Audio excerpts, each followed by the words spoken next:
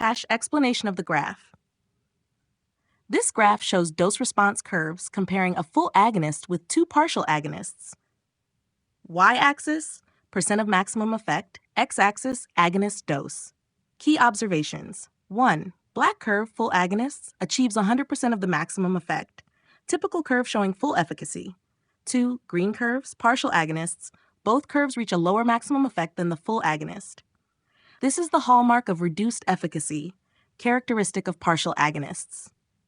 Each partial agonist has a different EC50, dose required to reach 50% of its own max effect, reflecting independent potency.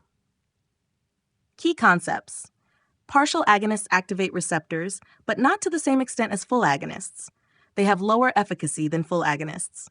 Potency can be higher or lower than that of a full agonist, depending on the drug.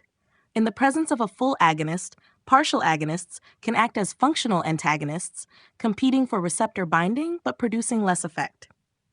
USMLE Question 1. A researcher is testing two new drugs that both bind to the same receptor as an existing full agonist. Drug A produces a weaker response than the full agonist, even at high doses, while drug B produces no response but prevents the agonist from binding. Which best describes drug A? A. Full agonist. B. Partial agonist. C. Competitive antagonist. D. Non-competitive antagonist. E. Inverse agonist. Correct answer B. Partial agonist. Explanation.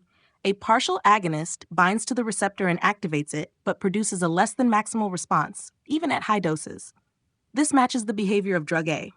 Why not the others? A. Full agonists produce maximal response. C. Competitive antagonists block the receptor without activating it. D. Non-competitive antagonists decrease efficacy but do not activate the receptor. E. Inverse agonists reduce the receptor's baseline activity. USMLE Question 2.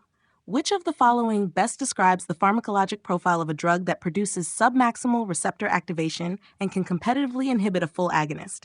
A. Inverse agonist. B. Competitive antagonist. C. Partial agonist. D. Irreversible antagonist.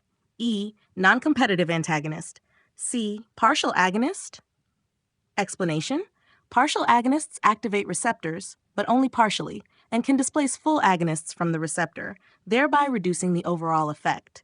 In this way, they function both as agonists and functional antagonists. Why not the others? A. Inverse agonists reduce receptor activity below baseline. B. Competitive antagonists do not activate receptors at all. D. Irreversible antagonists bind covalently, causing loss of receptor activity. E. Non-competitive antagonists reduce maximum effect and cannot be overcome.